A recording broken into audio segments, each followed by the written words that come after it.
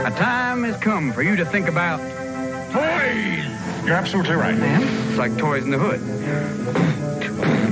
Is that confirmed, or is that just scuttlebutt? Beats the hell out of me. You're silly. That's what I do for a living. They get paid for this? Yeah. Looney bird? I gotta go. You people have been fabulous. Toys. Coming this Christmas, because Chinese New Year was booked. Rated PG-13. Starts Friday, December 18th at theaters everywhere.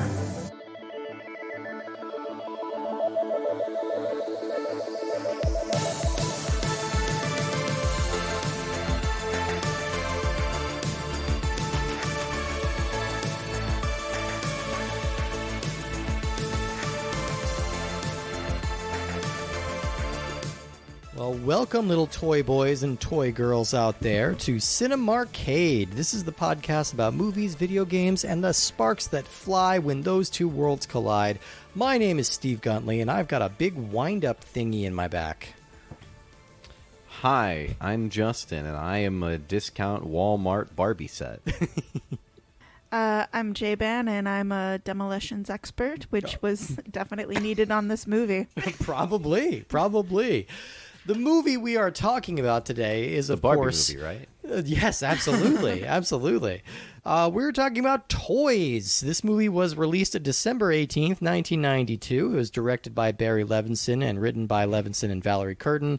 And it stars Robin Williams, Michael Gambon, Joan Cusack, Robin Wright, LL Cool J, Donald O'Connor, and a very, very young Jamie Foxx in his film debut. Holy shit, Toys. I don't know where to start with toys. You know what? I feel like this is going to be a very negative, heavy episode. So I think before I even go into anything, I want to ask you guys, what was your favorite toy growing up? Did you have like a signature toy that you kept with you all the time?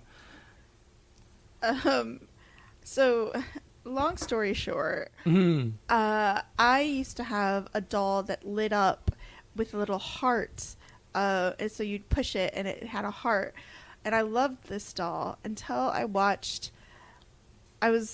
snuck up and while my parents were watching Puppet Master, and I watched it behind them the same way I watched it. And of course, I couldn't tell them that I had done this. And after that, I abjured all stuffed animals and all dolls. Okay, all right.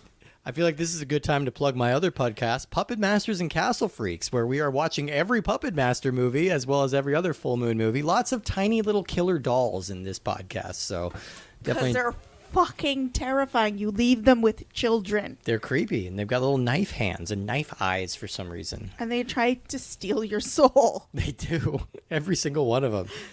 Did you move on to another toy after that, or was it just like, oh, okay, I'm done with this? I had books, man. I had books. Oh, okay, yeah. Yeah. I did as a small child loved Play-Doh as well. Okay. Yeah. But yeah, the light bright dolls were pretty ace.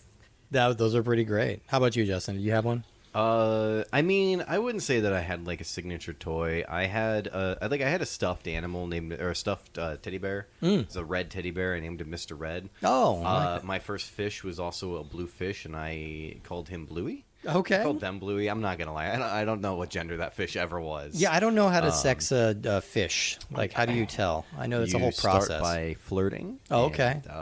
But yeah. Wait till the third date. Yeah. And so, Mr. Red kicked it for a while. I actually have Mr. Red now. My mom Amazing. kept good care of him and gave him to me recently when I came home for Christmas. So, but your dog is trying to eat a sandal.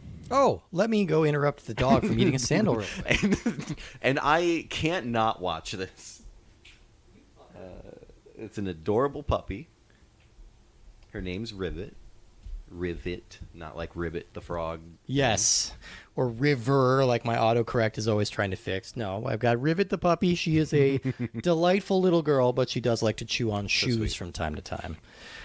I think for me, I was similarly creative in my naming conventions. I had a pet or like a stuffed bunny, and its name was Bunny, and carried it with me everywhere, including again, with a long story short, I ran away from home when I was like 8 years old. I don't remember why. I was just having some kind of fight with my far mom. did you get?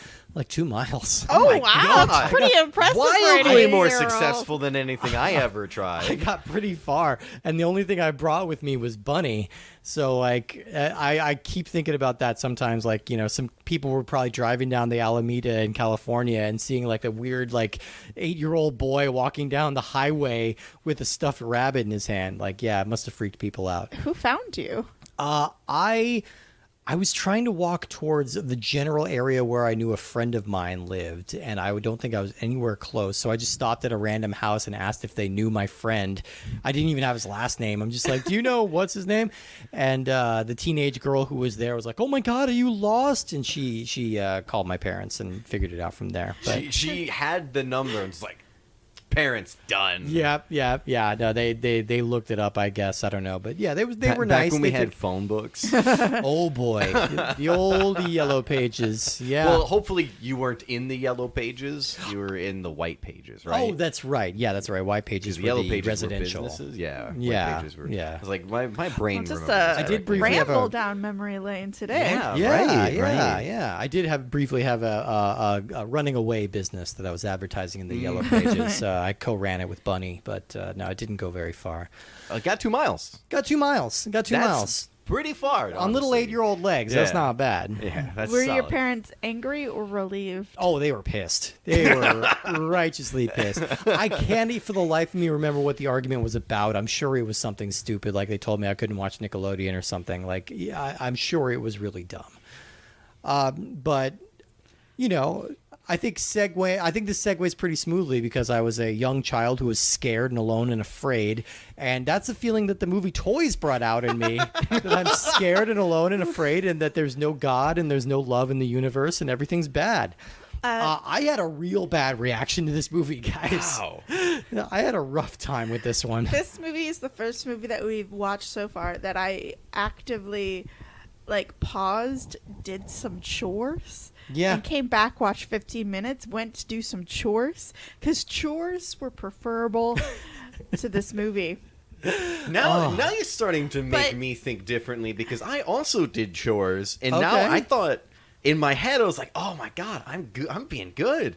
I'm pausing the movie to go do chores," and now you're making me downgrade my accomplishments Well, yesterday. It's funny because I'm the only one of us that watched this as a child. Yeah. I had such fond memories. Sure. Such fond memories. I remembered LL Cool J and Robin Williams and all the toys, and I just remember it being a magical movie. Yeah. And then to watch it now, and it's just so not magical. It is Um, so weirdly hollow and soulless and annoying and creepy. Like there's so much going wrong here to the point where I can't quite imagine what it was they were going for. Well, and there's- the soundtrack is very early 90s. It's early 90s, and it also has Yeah. Irish folk songs in it. Literally, Enya is in the movie. That's her singing in the beginning of the movie. Is that Who her? That's Okay. Enya. She looks so familiar. And I was Tori like, Amos is on this soundtrack. Like Yeah. there's some quality people on the soundtrack, but they've calibrated their songs to be the most soporific and annoying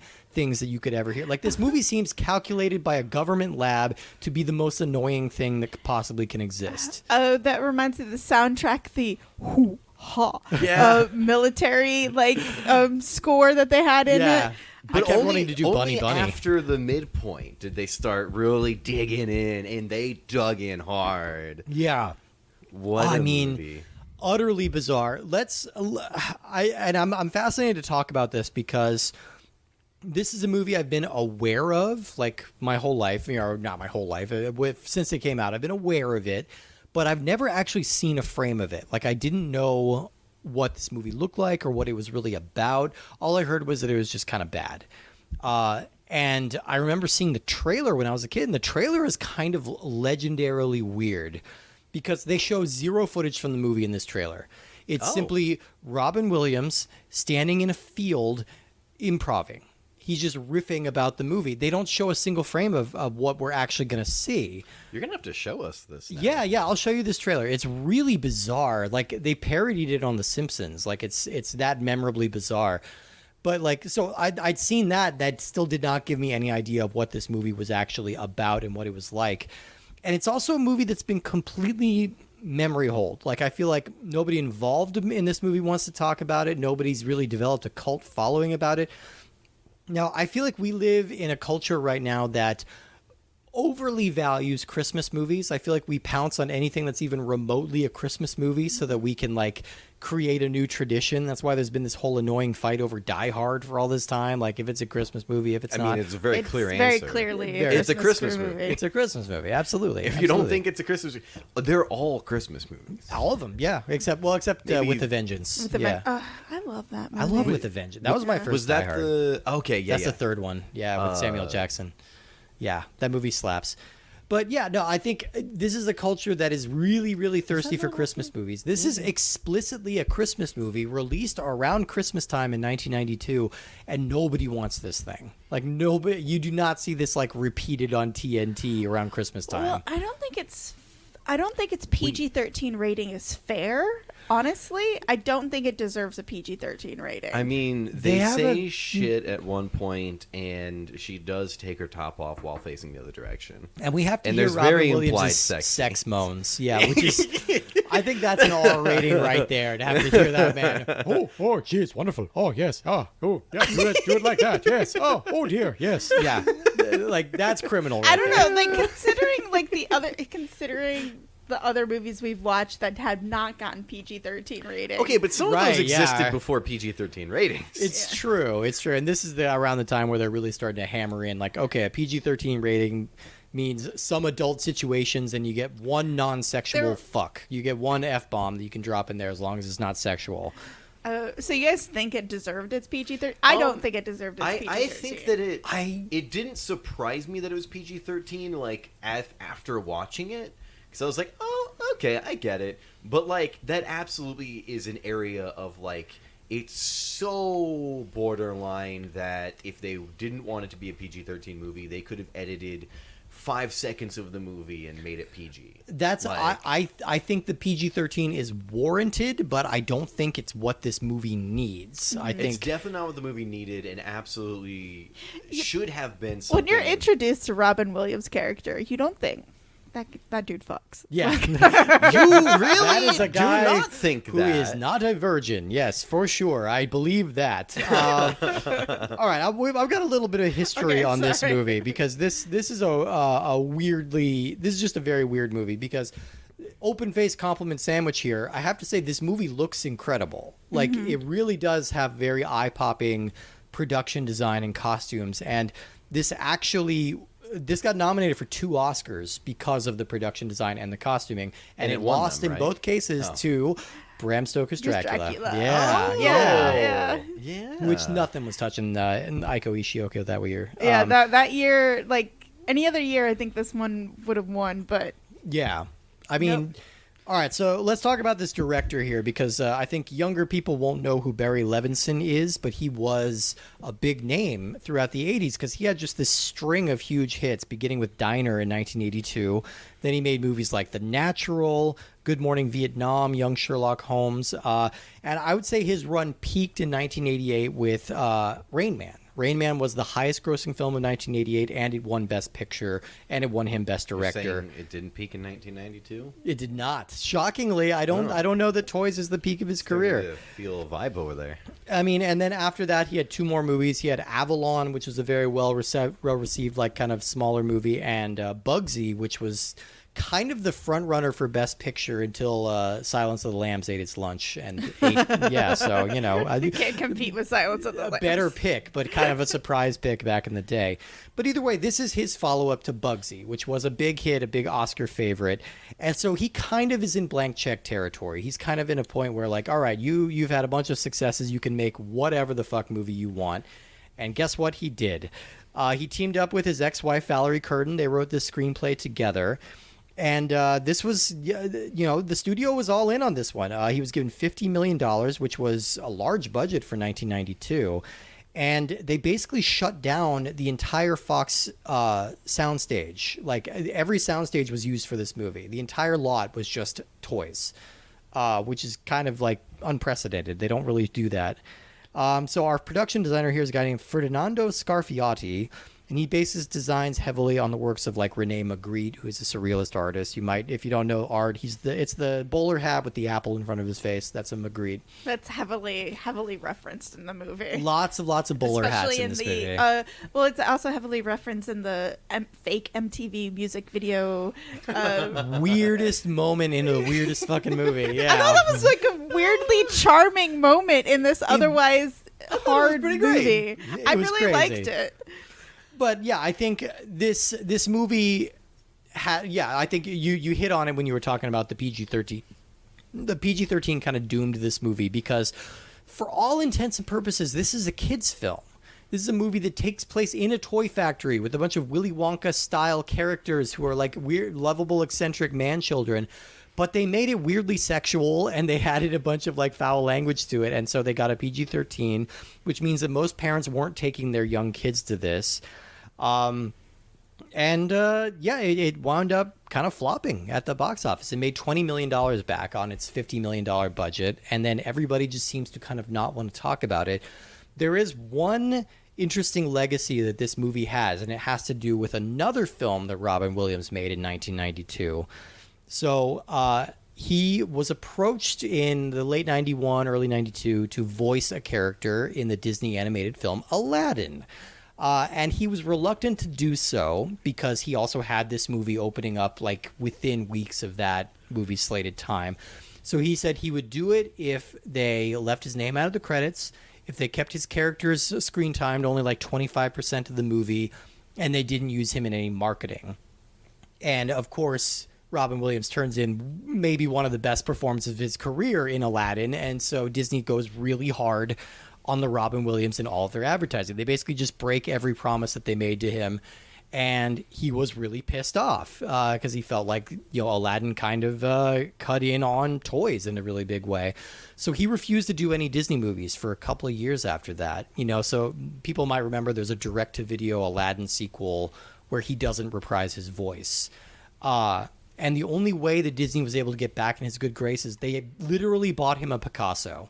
They bought a $10 million Picasso original and sent it to his house. He's a big art collector, so that's how they got him to come back for one more Aladdin movie and then movies like Flubber and things like that later on. But they literally had to buy a Picasso to earn back Robin Williams' trust, and it was all over toys. That's the biggest legacy that this movie has left. And we just discussed this briefly before starting this, but I had looked up the IMDb, and I looked up a few things, and I'll probably mention one of them later. But one of them that I had looked at was the director to see what else they directed. Yeah. And I opened the IMDb page, and the video that plays like at the top of this guy's article is from B-Movie. So I'm like, oh, this guy directed B-Movie. That's crazy. It turns out, no. This man seems to have had nothing to do with B-Movie. Somebody just attached a clip of B-Movie to his IMDb profile, so it's just there. It's really bizarre. It's my favorite thing I've ever seen on IMDb. I think it's literally just that his name is Barry. He shares the name with the protagonist of B-Movie, right? Now I'm hoping that somebody went through, right? They went down the list of all the Barrys in IMDb, and they just hit that clip onto every single one of them. Man, we'll talk I about. love it. I'm down for it. We'll talk about B-Movie eventually, but that is an insane how that movie has been memeified and like used for weird. I've seen so many different versions of that movie. If you haven't seen Toys, Yes. Yeah, thank you for getting us back on track. Sorry. if you haven't seen Toys, it's basically an anti-war movie, pro-toys, anti-war, And oddly, future predicting.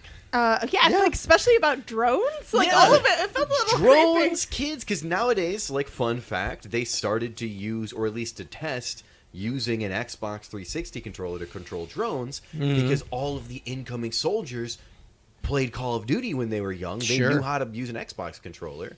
So instead of teaching them how to use some expensive, sophisticated control system for a drone, they're like, just drop an Xbox controller. $60. They missed Done. an opportunity. They could have used the Toys Super NES game as a training method for them, so they could learn how to throw water balloons and shoot Maybe peanuts. they did, honestly. Yeah. That might have been the start, and then they moved up. But yeah, no, it's an oddly wild thing to watch in the modern era where you're like, nah, yeah, they do this. Yeah. So in Yeah, continue. the beginning, an old toy magnate, played by Donald O'Connor of all people. Singing in the Rain's Donald O'Connor. Singing in the Rain, all the Francis movies that he was in, like classic musical genius. One of the great physical comedians of all time. Yeah, one of the greatest physical comedians of all time. Plays this man who's dying, whose whole goal is to give his brother control. Like, when I first watched it, it was like, this is just like weird Succession. I wish Succession had more elephants, honestly. Because he's like, oh, I'm gonna give this company to my brother like there's an so that elephant my in the room son often. steps up, and it's just like, it's like, you're like, wait a second, dude, you're dying. Does this make sense? No. This is a bad idea. Also, it's using your brother in a really mean way. It's Yeah. like, oh, by the way, you can have my company. Oh, I'm just using you to fuck with my son. Yeah, and it was just like, and the son was sort of, it's like if you put Robin Williams underneath a glass filled with water. He's very subdued, right? He's very subdued. We should put context. Robin Williams is kind of at the height of his powers right now, because Aladdin is really huge. He's coming off of Dead Poets Society, Good Morning Vietnam, Awakenings. He's about to go into Mrs. Doubtfire. Like, he's at his peak of his I could powers. not believe that the team that brought me Good Morning Vietnam, Yeah. and again, maybe it's rose-tinted glasses because I watched it when I was a child, but I loved Good Morning Vietnam. No, that's a good movie. Yeah. That is a good movie. Yeah. It's kind of a bizarre misfire, but yeah, we need to talk about Robin Williams in this movie because kind of, while watching it, and he gave me a lot of because Willy Wonka came out well before this, 71, and so it felt like that was his inspiration for the character, because very much there was a lot of really subdued but weird phrasing on stuff where he seemed kind of in that Gene Wilder, Willy Wonka realm of character. Yeah, he's like an eccentric man-child, except he has less agency than Willy Wonka. I think Willy Wonka has more child. can run a company. I think Robin Williams successfly plays this character as a man I would not trust with a company. I mean, honestly, starts to then make this make sense of why his father gave the company not to him, and to his brother instead. And at first, I was like, "What about the sister?" Oh, okay. This all makes sense. Oh. She probably can't legally have a company. I will have some thoughts on this in a second, but we were kind of summarizing the plot, but this is like a 2-hour plus movie, and it can be summed up very quickly because it's just he hands over the company to his very militaristic brother who wants to make war toys, and that's it. That's kind of the whole plot, right? And he makes war toys. He makes war toys, and he goes crazy with power, making war toys, and having children pilot said war toys because they think that they're saving money. all this time. He has what I think is the shining spot of this movie. Okay. And that is LL Cool J. Okay, all right. This is a take. This is a take. I have nothing against. I think LL Cool J is one of the least offensive elements of this movie. I think that my favorite parts of this movie were pretty much just LL Cool J doing weird stuff. I thought Michael Gambon was pretty locked in. As the general, I thought he was pretty locked in. But okay, let's talk about LL Cool J because he is the son of Michael Gambon's character. Yes. And he's just like he's like a camouflage expert, right? He's a captain in the military. Yes, of He's course. like a spy, like an espionage officer. And he likes military food. He doesn't like his food to touch. He does not not like like his his food food to to touch. Yeah, just like in the military. Yeah. Because he strategically people known for not mixing foods. Yeah, absolutely. Absolutely. But I thought LL Cool J was very charming, and everything that he did, he was just so charming, and I loved his outfits, his little outfits, and I just thought that he played a much more understandable character than Robin Williams' character. Yeah. He was way more likable. I think so. So we're all comedians here, but Yuck. we use the phrase straight man as not as as a orientation thing, but as straight man, wacky man.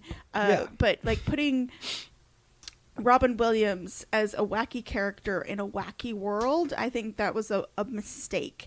Like, and having somebody as charming as LL Cool J, I just think he would have been a better protagonist. I think because he's playing it very earnestly. Yeah. He had a lot of gags in the movie of like, at one point they're in an office complaining about dinner being late because they're waiting for his character, and then he just says, "Yeah, that sounds good to me." Yeah. And then steps out of the couch because he's been disguised as the couch this whole time. Yeah. Another point, he's just wearing red in a room of red, and he matches the background, so he just kind of steps out and is like, "Hey." And then there's another scene later on where he's like in the bathroom on the radio, and they just show the front of the stalls with his feet.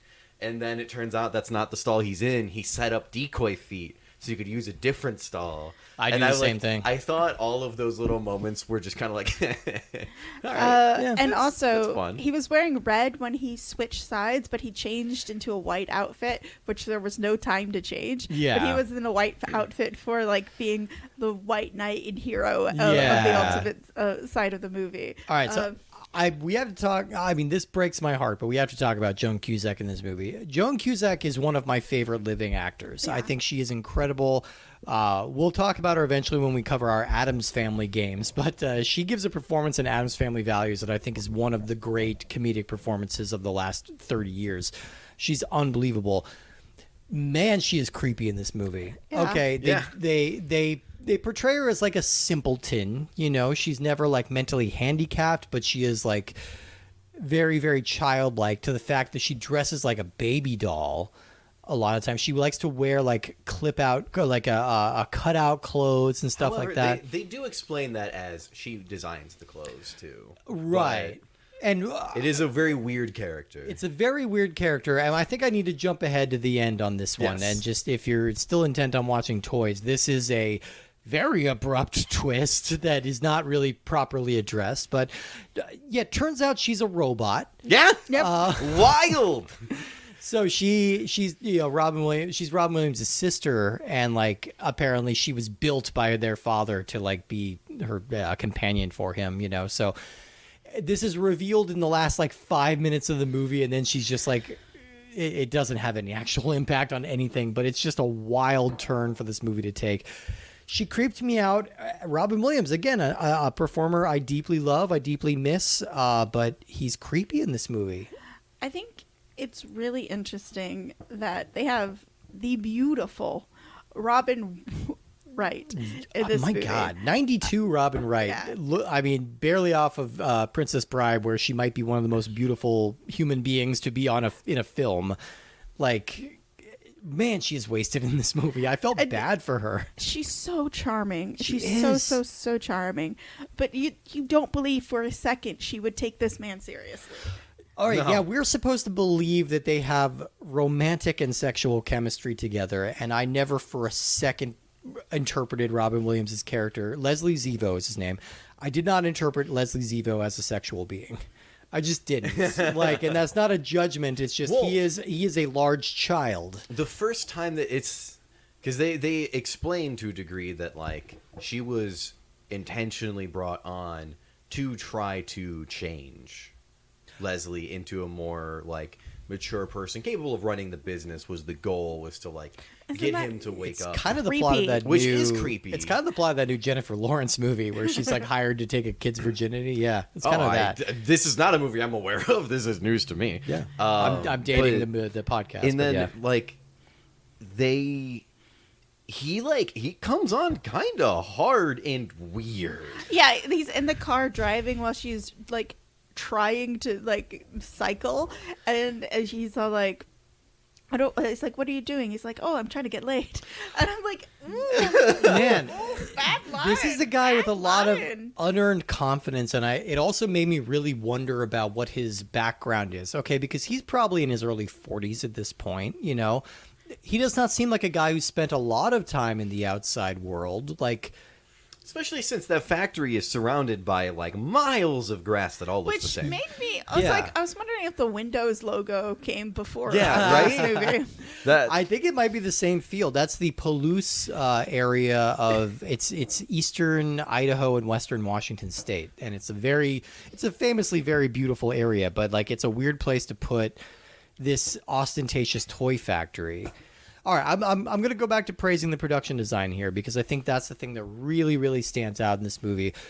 Like, it's very dynamic, it's very creative, it's got a lot of surrealism to it, and there's a pretty cool scene where like they're in a room and the walls are all like checkerboard patterns, and they start like kind of tessellating out, and like the room literally shrinks while everybody's in there. Mm-hmm. And it's a pretty amazing technical feat, and I would have been very impressed if the whole scene wasn't dominated by characters very unfunnily riffing on fake vomit. Yeah, that was the set design in this show is so beautiful. It really like is. and like the Joan Cusack's character sleeps in like this swan bed. Weird, yeah. Which is so weird but very surreal because she's like in a swan bed in a room that doesn't have walls in a bigger room, and like there's so many. It's so interesting. It opens up the show on the showing of a factory floor of people dancing and singing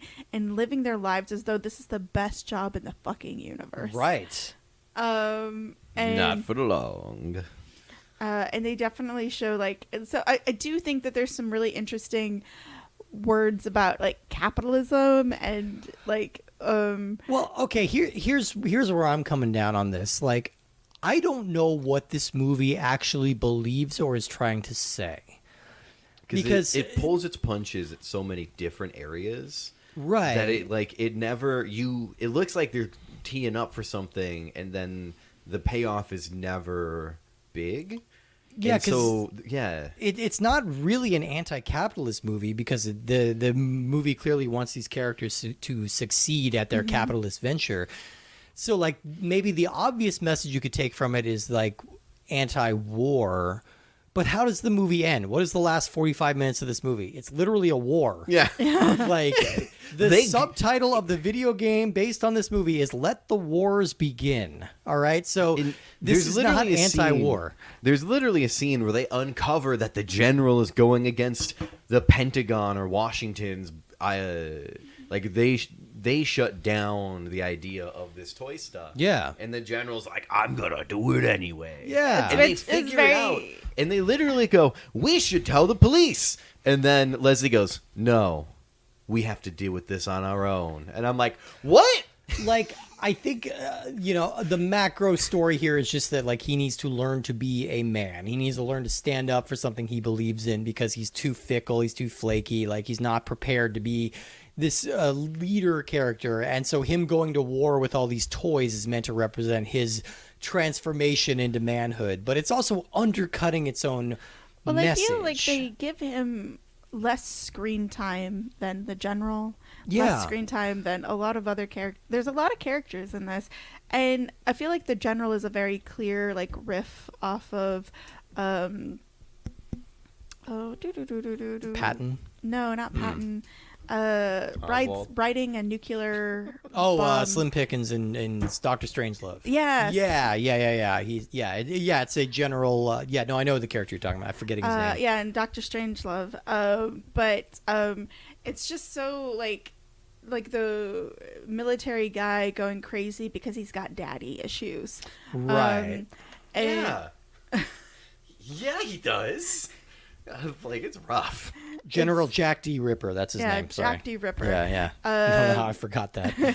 But it's just so like I feel like this movie. I didn't get that previously.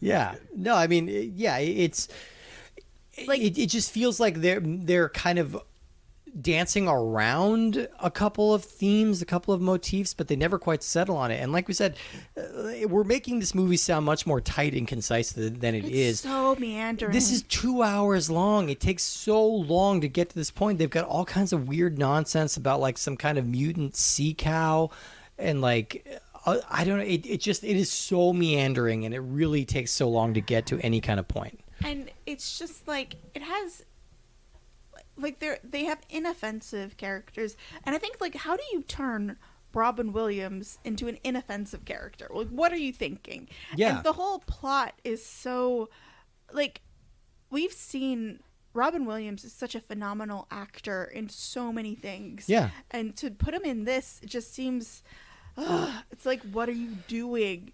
Like, because you see the brilliance of a 92, because you can see the riffs, but Yeah. they have, again, it's like putting him under a glass and just like telling him to minimize himself. Yeah. This was post Good Will Hunting, right? No, pre. Pre. Good Will Hunting was 97. Yeah, so Oh, but okay. he Gotcha. I had is the decade wrong. He is off 2 Oscar nominations. He was nominated for Good Morning Vietnam and for Dead Poets Society. Like, so he is starting to be taken seriously as a real actor. Like, not to say he's a comedic actor isn't a real actor, but this is Robin Williams doing his shtick. This is his thing. It's like a lot of rapid like character changing, a lot of improvising, a lot of kind of like observational, fast-paced jokes, and it feels tired by 92 because now we've seen what he can do. Hit. So much of it doesn't hit because it doesn't feel like he has a strong take on the character one way or the other. You know, it's just like he's Yeah. kind of just filling the space and being charming, but the character that he's playing is just so off-putting to me. And sometimes it's not even really charming. It's just kind of there. Yeah. And it's, on one hand, him and the general obviously don't mesh, but they never make like his jokes not landing about that. No. His joke, they just fall flat and move on, and then it's not until way later that he starts to intentionally do stuff that does Right. it, and that still is like okay, but it, like, there's so many things where if they just leaned a little bit more into, if their intent was, oh, we're showing how much they don't get along, Yeah. to just a smidge more on that to really drive it somewhere, It's as really- opposed Yeah. to just kind of leaving it real vague and not really anywhere. It's really funny because like I feel like Adam Sandler could get away with this role. Sure. Yeah. And a lot of Adam Sandler's movies have him playing this sort of like wacky character in a wacky situation. A man-child who's quick to anger. yeah. Yeah. But they didn't make Robin Williams' character in this like that affected. He's like, I am a quirky, I'm a quirky guy. Yeah. And then at the end, he's still, I'm a quirky guy, but now I can run the company.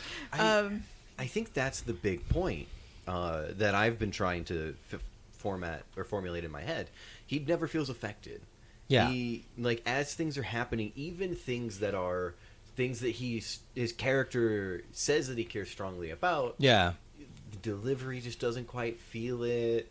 No. He never seems notably concerned about the things that are happening.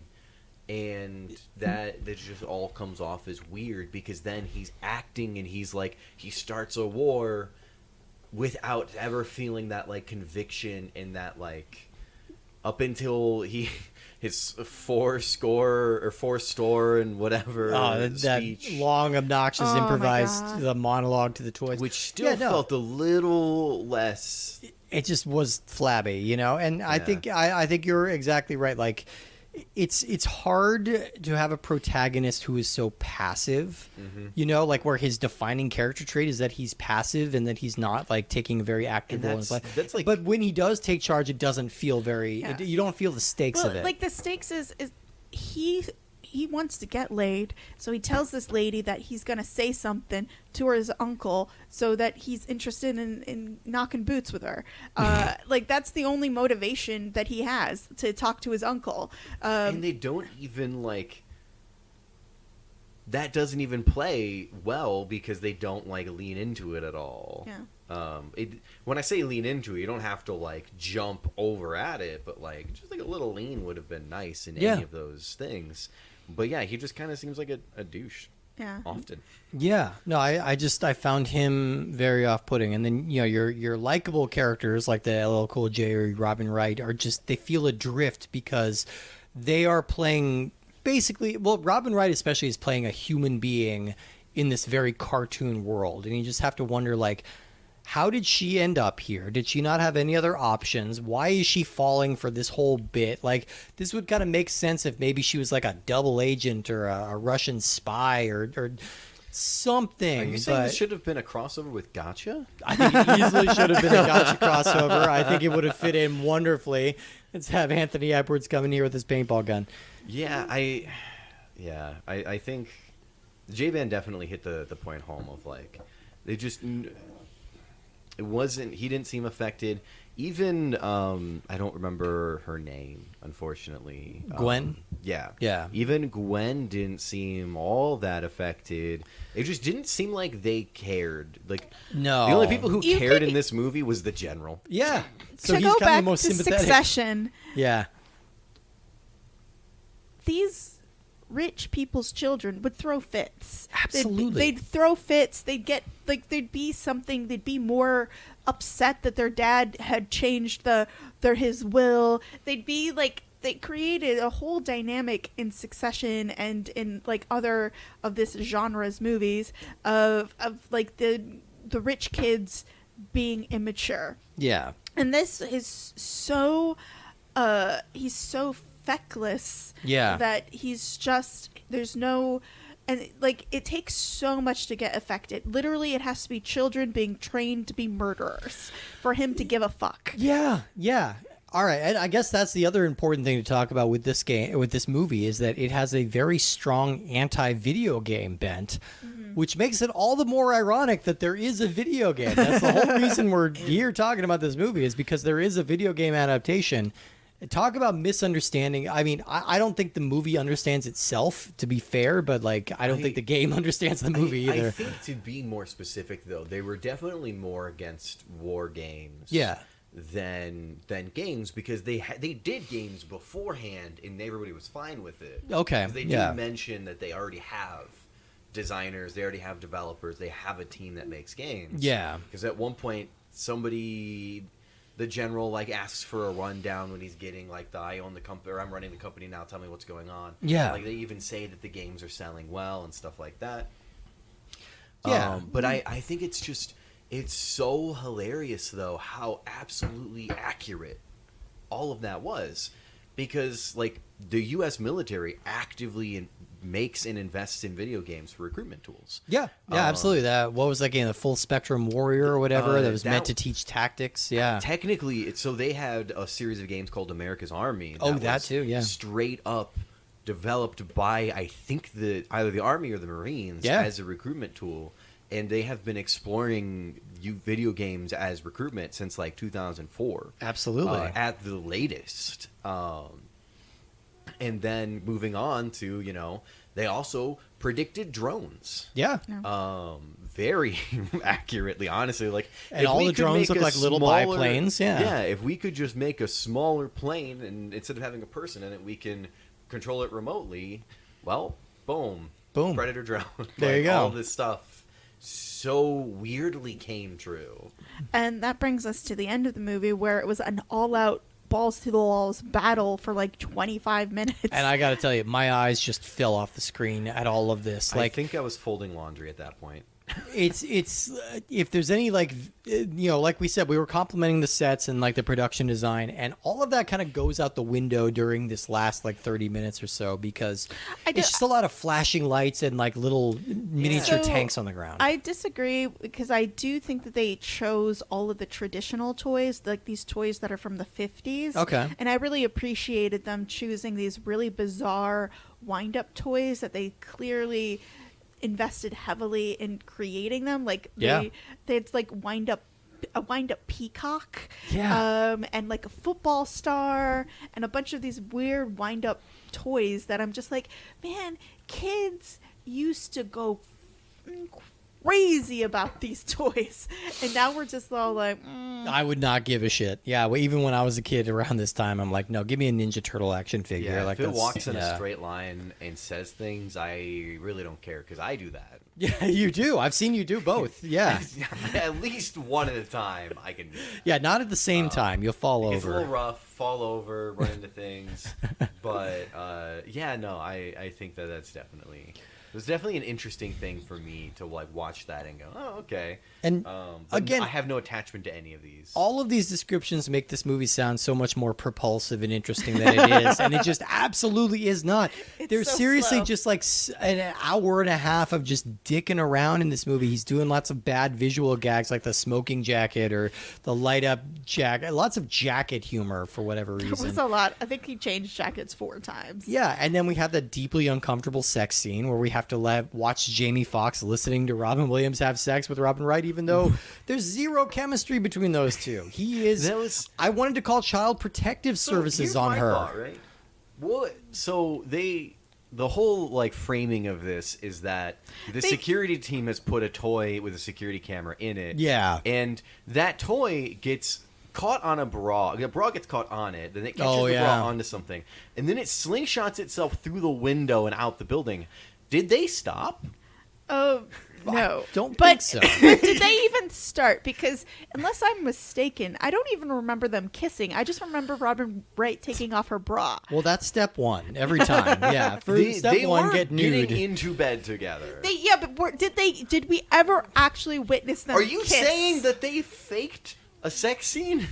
I'm just saying, Robin Williams This is making some like lunar landing bullshit. He was making some noises that made me very uncomfortable. So I will say that. Yeah, it definitely very quickly turned into we're now just looking at Jamie Foxx and hearing these noises. And th- Jamie Foxx is so cool. And he's into it. Like He is there for They it. really want to be watching this, if just only for like- those damn slingshot bras. I'm just like, oh my god, this is the man who's gonna go ahead and make Collateral, which is one of my I think the top Great movie. suspenseful movies of all time, and Ray, He's an and Oscar winner. Yeah, Oscar yeah. winner, and it's just like, oh my god, this is so funny that he's in this movie. Yeah.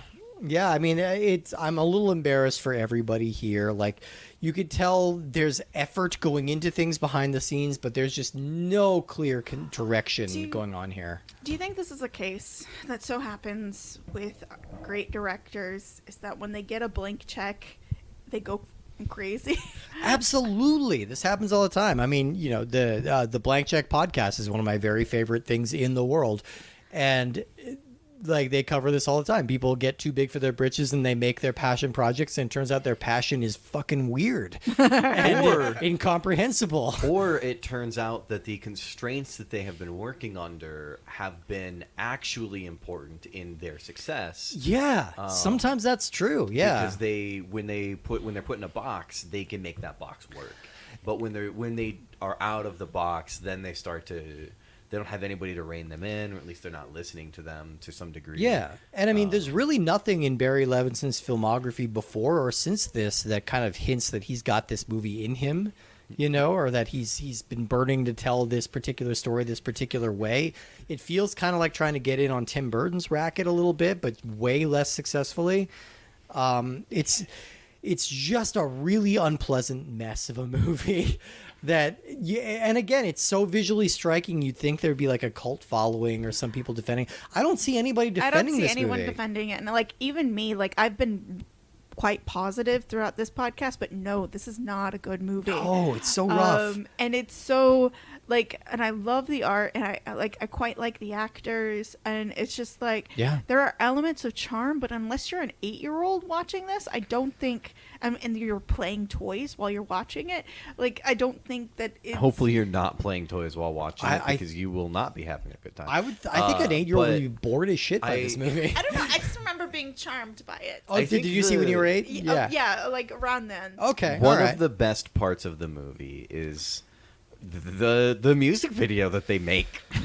This is a weird moment. They put up a screen, Mission Impossible Ghost Protocol style, to distract some security guards. And the screen they put up is this really bizarre and overproduced, new wave synth music video between Robin Williams and Joan Cusack, where they're I don't know, Honestly, they're kind of doing a Talking Heads thing, a little bit of a Eurythmics exactly thing. What I was, yeah. But either way, it works like crazy because everyone knows toy factory security guards love MTV and surrealist music videos, so it works like crazy. I was as I was listening to it, I was like, oh, this is fun. I like the videos, that whole section. If you just remove the movie from around it, I was like, this is actually kind of fun. It's unique. to see and listen to. There are this movie has moments of charm that somehow add up to frustration rather than adequacy. Because they don't know when to cut it off. Like, okay, I would say I laughed a little bit at the part where Michael Gambon is saying that he's never been taken seriously as a general because of his damn British accent. He was raised in Britain and now he can't get rid of it. I thought that was a funny way to call out the fact that his accent was not convincing at all. But they kept that joke going for too long. It was such a long joke and they beat it into the ground. Like I think that comes a lot of the jokes, just the delivery is so, either it takes so long or it's just so non-impactful. Yeah. Like the vomit scene, or the later on they like x-ray the meeting of Washington men and they find that the guy has a pair of like medical scissors still inside of him. Yeah. Like these are all things that could be funny, but they just did not have good delivery. In my personal opinion, not only do they don't have good delivery, they don't understand how to sit on a joke to make it funny. Absolutely. So not. they do all these walk-in talks with Robin Williams, but they don't actually focus on Robin Williams being able to deliver his funny lines. No. Because they're doing 12 other things at the same time, including having fantastic production design, but the production design, like, you could watch Robin Williams stand up and you know that this man is a fucking genius. Yeah. But, like, when they do this walk-in talk with, like, all this amazing background pictures, your attention is not on Robin Williams. Yeah, there's like that weird corridor with like the rising and falling hills that they're walking through, and I'm just like, I'm paying attention to the hills. I'm not listening to what they're saying because I don't give a shit about the plot or the characters at all. Was this the first like comedic movie that the director had ever done? I think so. I mean, Diner is a comedy, but it's like a more grounded, like kind of coming of age story. Okay. And he's done comedy since. He's done like Wag the Dog, which is that's really good. It's a really biting satire. Like he made good movies after this. Did not make the movie. Also, fun fact, his son is Sam Levinson, who's the creator of Euphoria and the horribly critically panned new show, The Idol. So apparently that show is unwatchably bad. But yeah, Sam Levinson, that's the son of the director here. One thing that I did notice was, and I don't know if this was, I don't know where they pulled the quote from, but so in Evil Dead, there's a scene, or there's a saying that they use to close the book, and I had it pulled up here. Klaatu Barata Nikto.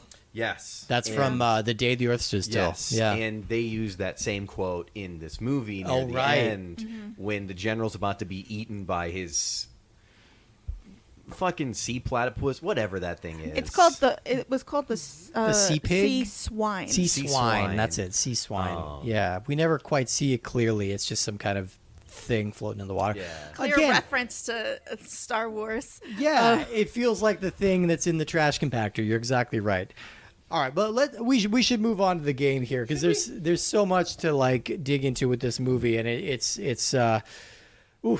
fascinating to dissect. I would say, check it out if you're curious, but feel free to tap out early. Check it out if you have chores to do. There if you go. If you're having serious executive function issues that day, just put it on and you'll be like, whoa, geez. Every once in a while, look up and see a cool set piece, and then look back down because the plot is not interesting. Go load the dishwasher. This is definitely one of the worst movies I've seen in a long time. As somebody who suffers strongly from executive dysfunction, same. I did things while this movie was on. Yeah, I was. At no point did I put two and two together that's why I was doing them. Yeah, but I did things while this movie was going on. I mean, I will say this for the game. The game is at least a little more interactive, so it's harder to schedule out my calendar while I'm watching it. But let's talk about this game. The game is called Toys Let the Wars Begin. And this was released in April 1993, so 4 months after this movie came out. It's developed by Imagineering, published by Absolute Entertainment. This was released on both Super NES and Genesis. And again, it needs to be reiterated. A major plot point of the movie is how video games are evil and will turn you bad and is ruining traditional toys. And here we have a video game about the wars that you commit against other characters. So it's pretty close to the plot of the movie. At least, like, it's got very lengthy cutscenes. There's weirdly a lot of reading in this game for a lot of plot that is not interesting to care about at all. But you play as a Leslie character. It's an isometric game, which means it's played at kind of like an angle, which makes controls a little bit confusing and aiming very confusing. And you just walk around the factory floor blasting a bunch of military toys with various quirky weapons. And it was taking us a really long time to figure out what you actually need to do in this game. All right, so luckily I showed up after they had already figured out what needed to be done, and then I cracked the code on how the fuck to do it. Yes. Because both of those definitely processes a team effort. were tedious. I'm a little proud that we made the progress that we did. All right, the goal of this game is to take out these security cameras on the floor. That's basically your whole goal. They look like little elephants, and you need to take them out. They're guarded by 3 tank toys that are constantly shooting you. There's no way to hit them without them hitting you. They're like they're arranged around the camera, and they just hang out. And they're invincible until you shoot all these military trucks. That's what we need to figure out. Okay, so you need to clear out all the different jeeps that are kind of floating around the security area. That will lure the tanks out. Then you need to take them out and then fight the camera, which you were the only one to successfully beat a camera, Justin. Yes. I also discovered that the other camera, there's only like I think 2 cameras that we found. The other camera had helicopters around it that also needed to be destroyed. Right. But the frustrating thing is you have to navigate the world you have to navigate the factory floor in order to find weapons and stuff to do things with. And none of them are straightforward. You have the peanut gun, which shoots forward, but this is isometric, which means you're looking kind of from the top down at a bit of an angle. The peanut gun does not fire in a straight line. No. It fires in a curve down to the floor. So it knows that everything's on the floor, so it doesn't hit them until it hits the actual floor. The problem is that it hits the floor at the edge of your vision, so you can't shoot anything without predicting where it's going to be. That's how I cracked the code. I was like, okay. The trucks move in relatively straight lines across the map, left to right. So if I just shoot at the same spot that they were the last time they came through, I'll eventually hit them. And then the peanut gun does like 0 damage, so you have to spam it. I do have to say that regardless of my opinion about this game, and I think I've mentioned this before, I do respect a challenging game. And this game is challenging. It's challenging. And to your skill set, this game does not make you jump once. No, it does not make me jump. Over I did anything. not jump once. I think it's really a 1-button game, honestly. Yeah. You just spam the A button. Then the you bumper can switch your weapons with the triggers, but And the other weapons do interesting things, like a top that does circles that get bigger, remote control cars or powered cars that do figure 8s, but it keeps doing a bigger figure 8 every time until it blows up. There's a good variety of weapons. I'll give it that. The downside is that you can't see most of what's happening. If you throw out the car, the smallest figure 8 is already outside of what you can see. And so it starts to make things really difficult to plan things out. I think that if they either needed more straightforward weapon designs, or they needed to just show you more at a time so you could actually make use of them. Yeah. Because there are also these bombs that are just all over the place that when you get close enough, they follow you around, run into you, and then blow up on you and do even more damage. And so I think that's honestly the biggest flaw. If it was just pulled back a little bit more, you could see a little bit more all around you. Yeah. Then, or at least left to right, it being... I think, was this 4:3 aspect ratio? Yeah, it was on the emulator we were using. Still mostly square-ish, but if you could see a little better, you could make use of the interesting weapon designs that they have made. Totally. I give it credit for, I like that you can do damage to characters that are off the screen. That is almost exactly how I beat the tanks. It's kind of a saving grace of this game that you can do that, because it's one of those games where it's impossible to hit the character without you also taking damage, because you need to be facing them directly. So the only way to kind of spam that is to have them be slightly off screen and just chuck a bunch of bowling balls. Yeah, because again, you can't see very far, and the vast majority of your weapon's effective range is right at the edge of what you can see. Yeah. And so you're either spamming it as soon as they come into vision, which by that point they can hit you because they're shooting at you. They're not just running into you. They do both. And it's weirdly this game is able to take the visual style of the movie but make it significantly more boring. Yes, definitely. Because There's like not a lot of variety. this is clearly designed after the movie. Your character kind of looks like Robin Williams. Yeah. Like the factory has elements from the movie that you can see, but most of the time you're just walking around a blue tiled floor. And it's like it has a level layout. It's not just like a big rectangular factory floor, except you really can't see anything around you to know where you're at on the floor. Yeah. And so I'm directionally challenged, so that was difficult for me. That's J-Man where I was just giving shone. me directions Yeah. the whole time. Yes. Like, I have an oh, you need to go excellent right sense and of then direction. up, and then I'm like, I haven't seen a wall. Even in video games, I have an excellent sense of direction. Yeah, like this, Yeah. It basically has like gatey, wally. You're kind of like walking through hallways and navigating around, but Yeah. it's just a really wide hallway. But you rarely see the hallway because it's so wide and you see so little. Yeah. That you're. I was like, all right, J-Ben, I finished this one. Where's the other one? How do I get there? I've never even seen it. Yeah, it's all very similar looking. It's all very samey, but I did appreciate that there's a variety of weapons and that you get them early on. So you have the peanut gun, which you were calling, Justin, the worst weapon you've played in a video game before. It was the worst weapon I've ever used in a video game until I realized exactly what I needed to do to defeat everything, and that one had infinite ammo.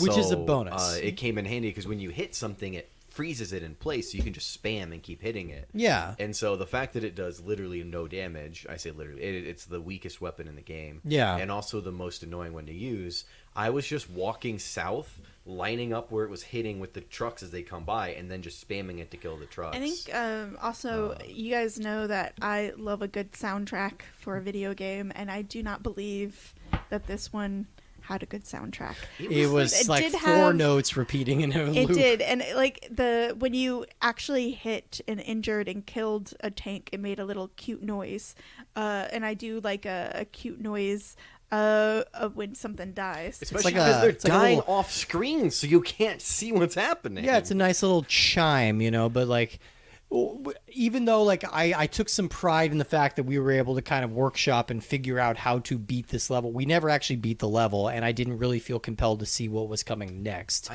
Because I had a feeling it's probably just more walking around a bunch of blue tiles and throwing toys at toys. I wonder exactly how limited they were by the capabilities of the console and the cartridge. Yeah. I mean, I will say, I said the animation on your character actually looks pretty smooth. Like sometimes you look more like Woody Harrelson than Robin Williams, but you're there. Was it? I'm trying to remember. Was it? Because was this in any NES? This is SNES? this was on Super NES and Genesis. We played the Super NES version, but they're basically identical.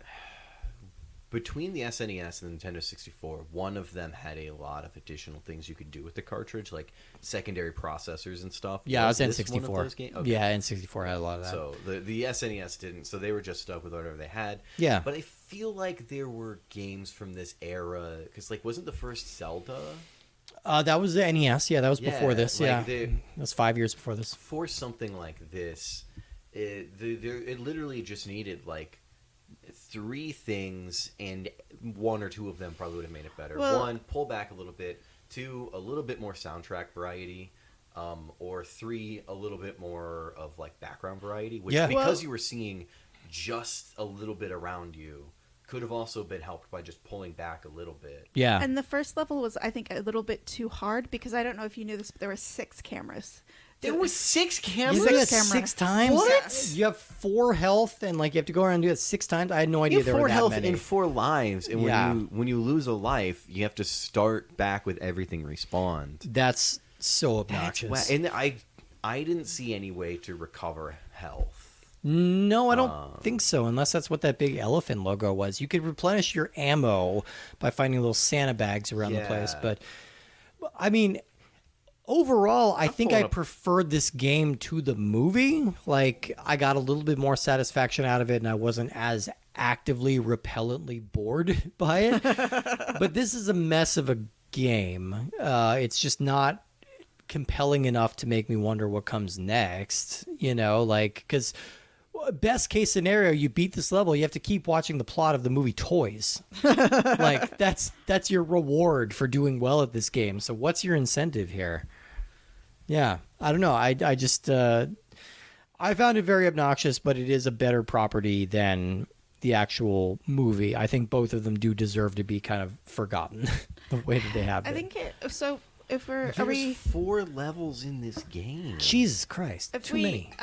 if we move to the rating, Yeah. I feel like I have to have some caveats because I think this is objectively a bad movie, but I hate saying bad movie to something when people clearly tried really hard.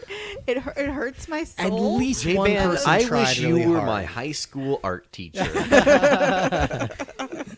They would have gone a lot better. Yeah, I know. I get where you're coming from. Like, for at least one person on this crew, it was a passion project. They were given unlimited resources to make whatever weird And shit they everybody wanted. else showed up. But I would nobody love to else. No, see- there was no cohesion. You I know? feel like someone could do a really good supercut of this movie. I think you I could feel like reduce this to a editing could've- 15-minute really good movie. Yeah. I think editing could have really improved the movie. Yeah. But I think to a degree, it just wasn't the best performances of Robin Williams for sure. No. And then forgive me for forgetting her name. Joan Cusack. Yeah. I feel like both of them. I don't know if they were just off or didn't get enough.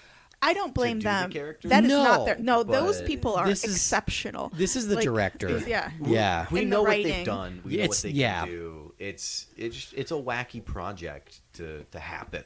Yeah, I think it's you're exactly right. I think it's a combination of the directing and the writing because the script doesn't really know what it's trying to say, and the direction does really not jive with the look. Mm-hmm. You know, like there's a very distinctive look about this that requires a much more Well, whimsical I tone. would say the only thing that is sort of a miscast is I don't think Robin Williams is very good as a man-child. That whenever Yeah. he plays a man-child in his in his filmography, it kind of suffers. He needs to play it a little bit of like a sleazy guy. Like he can nail the sleazy guys. He's good at sleazy. I mean, I would say Mrs. Doubtfire is kind of the energy he needed to bring to this, where Yeah. he is a little immature. He doesn't take things very seriously, but he is still an adult. Yeah. Like I recognize him as an adult man. I do want to point out, because I was thinking that there's a lot of scenes in this movie that could have just not happened. But there was one scene where LL Cool J's character basically just found out that his dad might be a war criminal. Because they're playing games and the UN are there. And he just started, like in the game, if you Yeah. kill a UN truck, you lose points. He just goes on a UN murdering rampage. It's like playing While- House of the Dead and just killing all the survivors. Yeah. The whole time mumbling under his breath negative things about the United Nations. And we're not. We haven't talked about one of the strangest moments in that, including one? the father-son of LL Cool J, that Oh! they shared a sex worker. Yeah. And this. It's an average thing guys do with their dads. Don't And worry about it. Again, it's one of those things of where like this is where the movie starts to earn the PG-13 rating of like sharing a sex worker and then going, "Did you do my dad?" Creepy. It's so many creepy. so many weird things, and like that's this. She then tells LL Cool J's character, "Oh, by the way, your dad's a dirtbag, got your mom killed. Oops, sorry." Yeah. She just didn't throw die of that out. appendicitis like they've been telling you all this time. It is just a mess from top to bottom. Such a weird movie. So Like, bizarre. there are definitely moments where it shines, and there's a lot of moments that didn't need to be there. Not at all. And honestly, if you just cut together the moments that shined, it wouldn't be a movie, but it would still be okay. Yeah. And so definitely if they would have filled the other hour and a half or more of this movie with something else. Back to my rating. Yeah. we Sorry. gotta- Back to the game. So bad movie with those caveats. Yeah. And I would say bad game. I think like I wouldn't be mad if I was a child and I was playing it. I don't think I'd be filled with rage, but I'd be disappointed. You know what I mean? Yeah. You always know that like We were there's at least one family that's going to be like this is their only game, you Yeah. know, and they're going to play the hell out of it. Like I would feel very sad for them. Yeah, this is also my first bad movie, bad game. This is the lowest of the low that we've had on this show so far, because I mean this movie is just kind of unsalvageable. The game is making an effort, I guess, but it's been given an impossible task, I think, and it does not work, and it's not very fun. Look, I grew up in a household with only a couple of games. I played the Sega Genesis Lion King game so much. Me I would have too. been furious at this game. Yeah. I would have hated it so much. Yeah. Just because of how goddamn annoying everything is, but how close it could be to not being a terrible game. Yeah. But ultimately, I have to say, I wouldn't say a terrible game. I'd say a bad game. Definitely like a frustratingly bad game, because similar to the movie, there were things that you're like, oh, okay, this is cool, like the different weapons and stuff, but it just doesn't come together in a cohesive way. Yeah. And a movie, same thing. Bad movie. I think that there could have been a good movie out of this, but a lot of things would have had to have changed. And so I don't think it would have happened. Total mess. Real fascinating disaster, but definitely one of the more unpleasant movie experiences I've had in a while. But that's going to change next week. Well, first of all, I'm going to say thank you to everybody for listening. Feel free to reach out to us at cinemarcadepodcast@gmail.com. And thank you, everybody who's given us such wonderful feedback so far. Please feel free to jump into your podcatcher and give us a 5-star rating and review. That really goes a long, long way for new shows like us.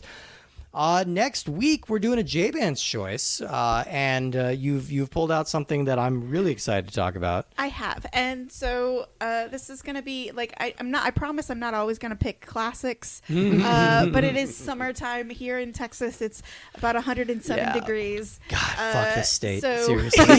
Seriously. about it. It's nonsense. Usually it doesn't get to 107 until late July. Ugh. Global warming. But I've decided to select Jaws. Jaws. Not to beat the heat, but because we all wish we were getting killed by a large shark right now. Yes. We all wish we were in the Atlantic Northeast. Yes, absolutely. I'm excited. Jaws is Which one's the Atlantic again? That's the one on the right. Oh, yeah. There you go. Okay, gotcha. I just remembered Pacific Northwest, and I was like, oh, wait, that's the one on the left. Oh, see, yeah. I've almost exclusively Look, lived. I'm 28. I've never seen an ocean. I don't fucking know. You've never these seen an things. ocean? Oh, No. man. All right. Have you not even gone to Galveston? No, I haven't seen the Gulf. That's I haven't a seen an Gulf. ocean. Yeah. I've seen Lake Michigan. Ooh. Michigan's All right. pretty. Yeah, no, Lake Michigan's pretty big. Yeah. No, I'm excited. Jaws is a top 5 movie for me. It's one of my very favorites. And the NES game based on Jaws is interesting. We're going to have a good time with that Now, one. y'all will be absolutely surprised to hear. I haven't really seen Jaws. Oh, my friend, you are in This for... is another first for me. I know I've seen, again, similar to a few movies, I've seen bits of it, but never anything cohesive. It's a damn near perfect movie. I've seen Sharknado. That's equally good in every single way. It's the equal of Spielberg's 1975 film. So I'm excited. We're going to dig into that next week. Next week, come back for Jaws, the movie, and then the NES game. It's going to be a lot of fun. Until then, keep them sprockets wound up and keep them sea swines appeased. And we will see you next time. Blast, blast.